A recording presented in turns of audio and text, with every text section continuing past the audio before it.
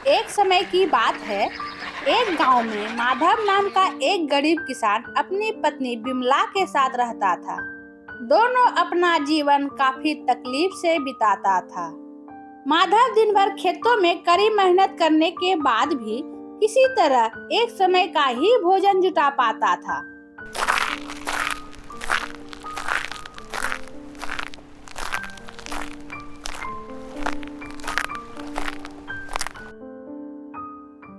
आखिर आप दिन भर खेतों में करते क्या है जो ठीक ढंग से खाना तक नहीं जुटा पाते हैं?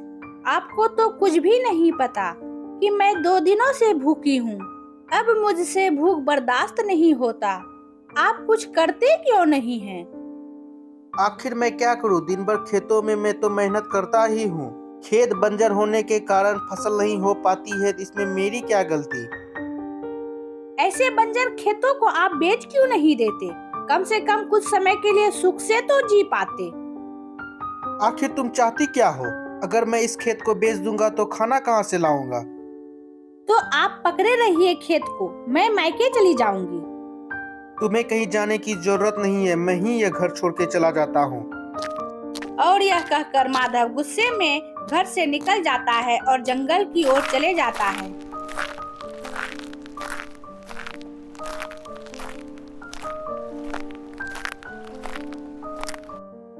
अरे बाप रे, गुस्से में तो मैं काफी दूर चले आया।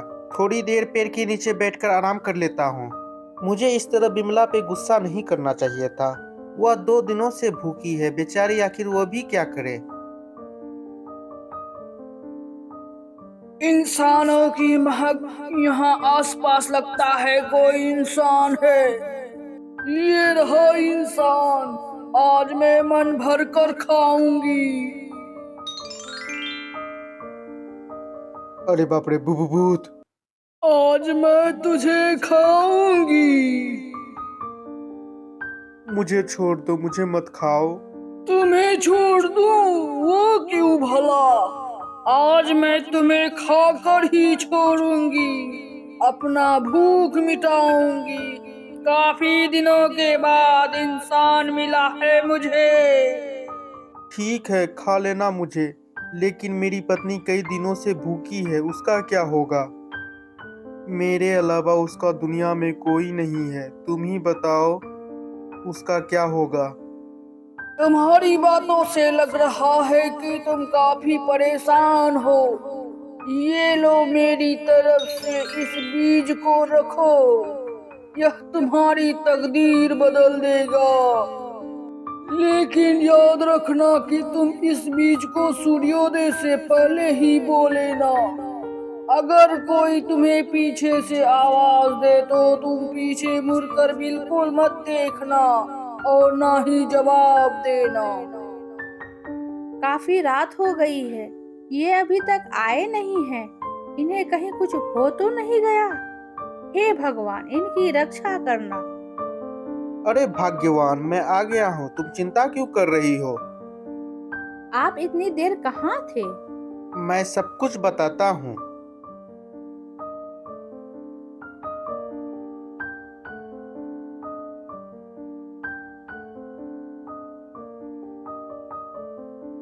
सच में क्या ऐसा संभव हो सकता है? कोशिश कर कर देखने में क्या जाता है।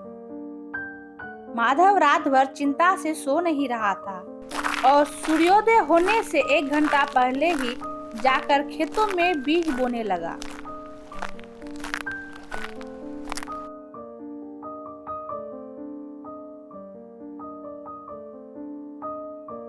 माधव, ओ माधव, तुम क्या कर रहे हो?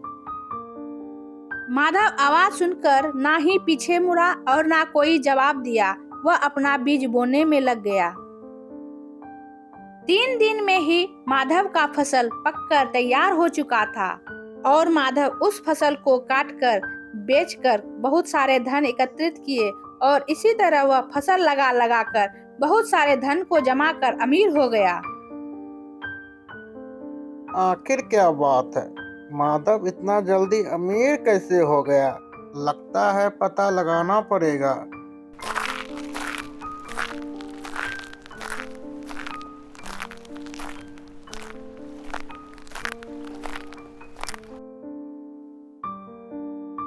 प्रणाम भाभी जी, माधव भैया घर में है क्या? अरे हरे भाई साहब, आप अंदर तो आइए, मैं आपके लिए पानी लाता हूँ। अरे भाभी जी, कष्ट करने की कोई जरूरत नहीं है। अरे भाभी, क्या मैं एक सवाल पूछ सकता हूँ? आप इतना जल्दी अमीर कैसे हो गए? कौन सा खजाना हाथ लगा है? अरे नहीं भाई साहब, बात ऐसा है कि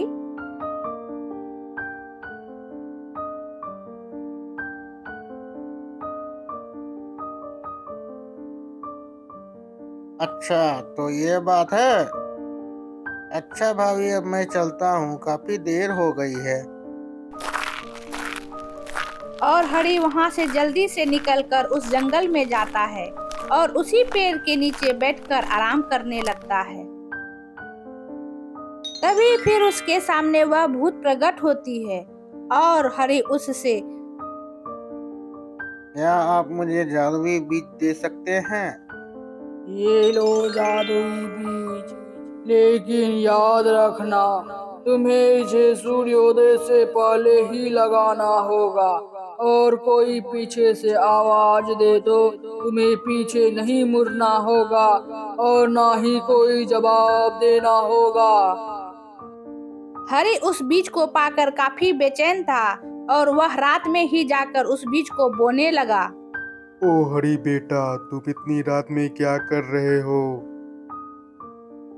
कुछ नहीं काका जी,